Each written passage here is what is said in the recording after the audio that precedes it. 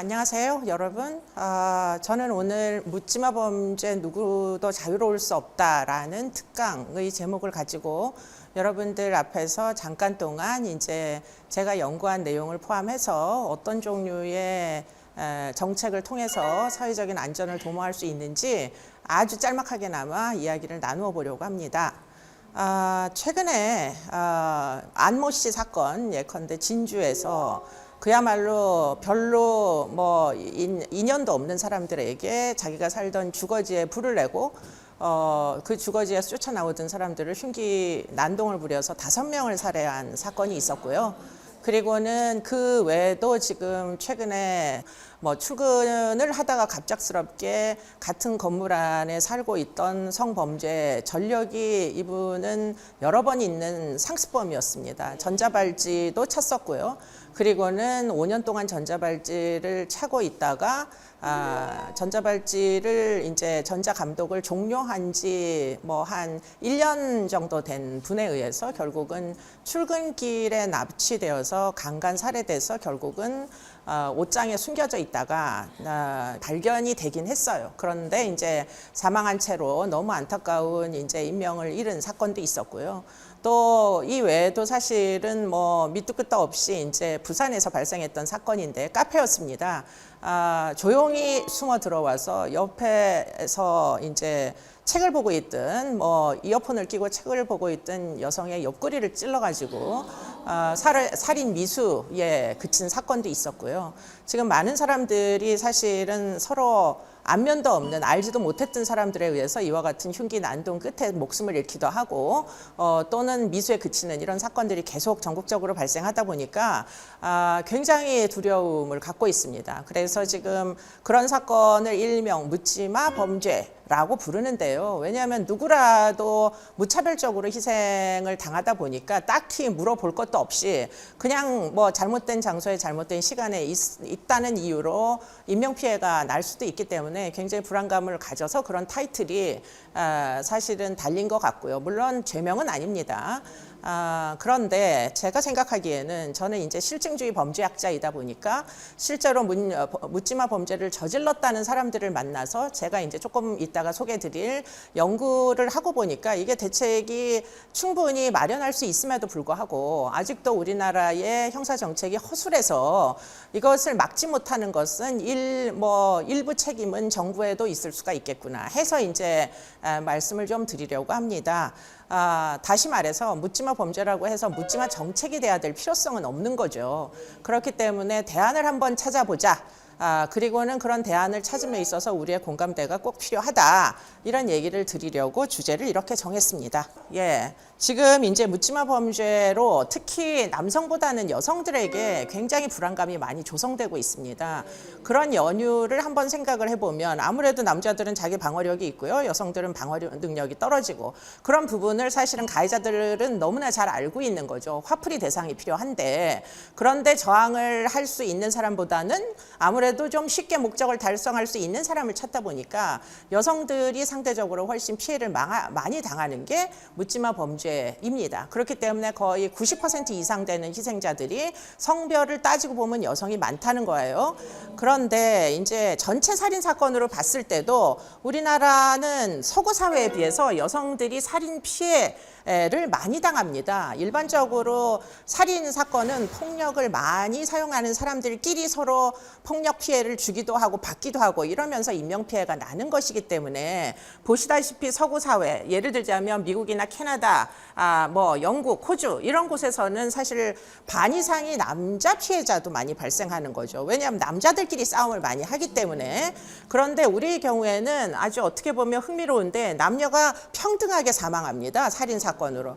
이것은 정말 적당한 결과인가? 결코 그렇지 않다는 거죠. 왜냐하면 폭력 행위를 잘 하지 않는 사람이 폭력의 피해를 당한다는 것은 그만큼 어떻게 보면 보호를 받아야 되는 사람들이 보호를 받지 못한다는 이야기가 될 수 있기 때문에 선진국에서는 당연히 보호 대상으로 여기는 대상자 군이 우리나라에서는 제대로 보호를 받지 못한다. 이렇게도 볼 수 있는 그 문제가 있기 때문에 아마도 여성들이 나는 잘못한 게 없는데, 나는 한 번도 폭력에 연루된 적이 없는데 이렇게 밑도 끝도 없이 사망에 이르는 사건들을 보면서 범죄에 대한 두려움이 과거의 그 어느 때보다도 상승이 되고 있는 거죠. 심지어는 내가 모르는 사람에 의해서 출근길에도 사망할 수 있다는 사실들이 여성들에게는 굉장히 소름 돋는 일일 수밖에 없다는 거죠. 그 다음 슬라이드 잠깐 보시면요. 그래서 결국에는 이제 묻지마 범죄자가 도대체 왜 그런 일을 저지르는지를 알아야 그에 대한 대책을 세울 수가 있을 거 아니에요. 그래서 다행히도 대검찰청에서 지금 이 전국의 교도소에 수감되어 있는 묻지마 범죄로 불릴 수 있는 사건의 주인공을 가서 면담을 좀 할 수 있는 기회가 있으니 연구를 할래, 이렇게 제안이 왔습니다. 그래서 지난 5년 동안 우리나라에서 발생했던 유명한 사건들의 주인공이죠. 피의자들을 실제로 만나서 면담하고 심리평가를 할 수 있는 기회가 있었고요. 그래서 이제 그들과 그야말로 방방곡곡의 교도소를 누비면서 뭐 예를 들자면 여의도 흉기 난동 사건의 주인공도 만났었고, 뭐 여러 이제 우리의 기억 속에 남는 분들이 계시잖아요. 그분들을 만나서 이제 그분들이 도대체 무슨 생각을 가지고 어떤 과거력이 있길래, 또 혹시 그 중에 어떤 정신적인 취약성이 있는 분은 없는 것인지 확인을 하는 그런 과정을 거쳤습니다. 예를 들자면 이제 강남역 사건이나 안인득 사건은 조현병이 있는 사람에 의해서 묻지마 범죄가 일어났지만, 그렇지 않고 신정동 살인마라는 사건은, 또는 아까 말씀했던 그 강간 살인 사건은 사실은 전과가 굉장히 많지만 정신은 아주 멀쩡한 사람에 의해서 벌어지기도 하는 거거든요. 그러다 보니까 실제로 이 유형을 구분해내지 않으면 개별화된 정책, 범죄, 재범을 막는 정책을 만들어낼 수 없겠다고 생각을 해서 다양한 종류의 평가 도구를 이용해서 정신 감정부터 시작해서 다양한 이제 심리 평가, 그리고는 범죄와 연관된 다양한 이제 과거력, 이런 것들을 모두 조사하고 면담까지를 거쳐가지고 이 개개인에게 어떤 문제가 있는지를 확인을 했습니다. 처음에는 5, 60명으로 사실은 시작을 했습니다. 지난 5년 동안 뭐 1년에 한 5-6건씩 이렇게 유명한 사건들이 발생했고요. 그 사건들의 주인공들에게 일단 편지를 보내서 이런 연구가 있는데 동의하시느냐, 허가해 주시겠느냐 해서, 동의 없이는 요새는 연구를 할 수 없기 때문에, 그래서 그것을 동의한 사람들 한 20여 명이 살아남았고요. 그래서 50여 명 중에 한 20여 명이 동의한 사람들 중에서 평가를 모두 받고 그 자료가 부실하지 않은 케이스들을 다 모아가지고 지금 이런 이제 어떤 통계적인 이제 분석을 통해 가지고 유형을 3가지 유형을 찾아냈습니다. 첫 번째로 이제 유형은 아까 제가 말씀드린 대로 정신질환이 있는 조현병 환자들에 의해서 구성된다는 것을 확인을 했고요. 그렇기 때문에 아마 정신장애라는 타입에는 이제 정신장애로 구분돼 있습니다. 교정시설의 이제 코드에는. 그 안에는 뭐 안인득 사건이나 강남역 사건의 주인공과 같은, 예컨대 현실 판단 능력에 약간의 문제가 생겨서 피해 망상이 있으면서 편집성 조현병, 그리고는 흉기를 지니고 다니는 그런 사람들에 의해서 공공장소에서 흉기를 막 휘둘러서 사람이 목숨을 잃는 그런 사건들이 일부 있었고요.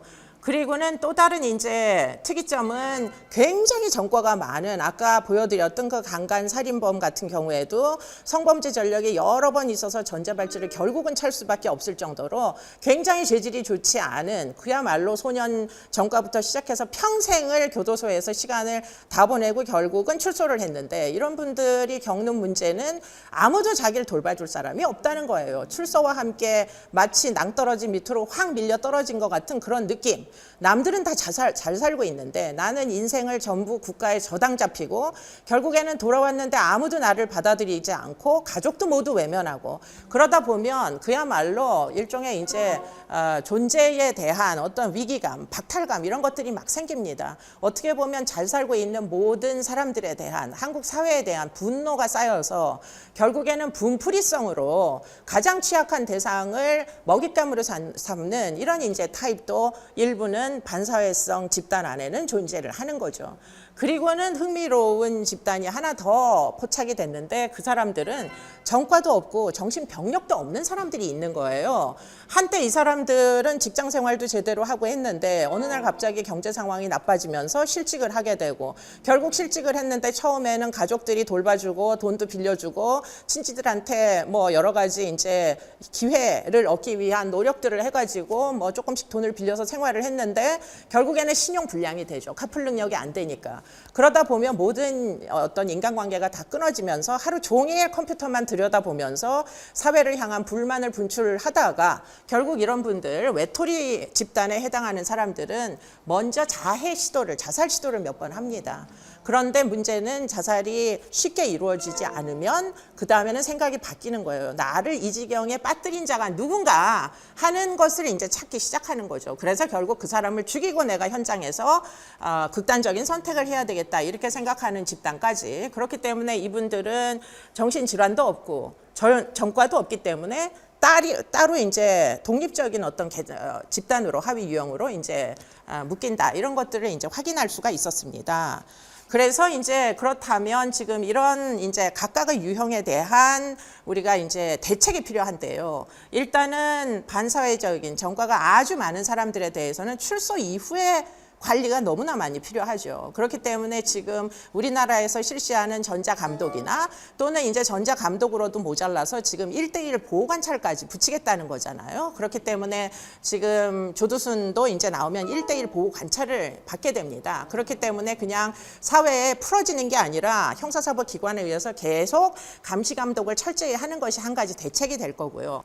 최근의 문제는 정신질환 범죄자 숫자가 늘어난다는 겁니다. 왜냐하면 우리나라의 정신 건강의 여러 가지 이제 인권 침해 사례를 극복하기 위해 가지고 치료를 거부하는 경우에는 강제 치료를 할 수 없게 됐거든요. 그래서 정신보건법 개정과 함께 많은 이제 인권의 회복이 정신질환자들에게도 있었는데 문제는 그 중에 위험한 사람들까지도 관리를 못하는 문제가 발생을 하기 때문에 그래서 보시면 흥미롭게 도 정신질환자가 범죄자 중 차지하는 비율이 점점 증가하고 있어요. 절대 많지는 않습니다. 그러나 증가하고 있다는 거는 뭔가 좀 더 추가적인 대책이 필요하다 이런 얘기가 되는 거고요. 그런데 문제는 전체 범죄에서 늘어나는 속도보다 지금 강력범죄에서 늘어나는 속도가 훨씬 빠르다는 거예요. 그래서 지금 보시면 2.81%까지 강력범죄 속에서 예컨대 살인이나 아까 보여드렸던 안인득이나 강남역 사건처럼 인명피해를 내거나 아니면 성범죄를 반복적으로 저지르는 이런 이제 강력범죄자들이 등장하기 시작했다는 거고 이런 부분에 대해서는 뭔가 구체적 대안이 필요하다.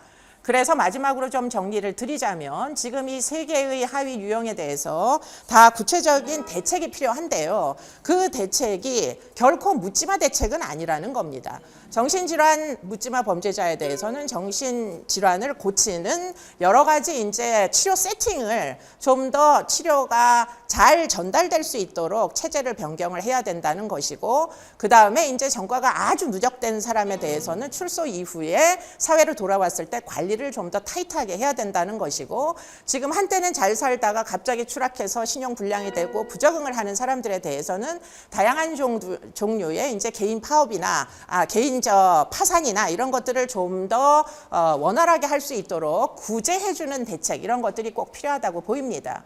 마지막으로 드린 말씀은 처음에 드렸던 말씀입니다. 묻지마 범죄자라고 해서 묻지마 대책이 될 필요는 없다. 우리가 열심히 실증적으로 이들의 니즈를 연구를 하면 그들의 니즈를 충족시키는 방향으로 얼마든지 구체적인 정책을 제안할 수가 있다. 이게 이제 답이고요. 여러분들의 꼭 많은 관심이 필요합니다. 네, 감사합니다.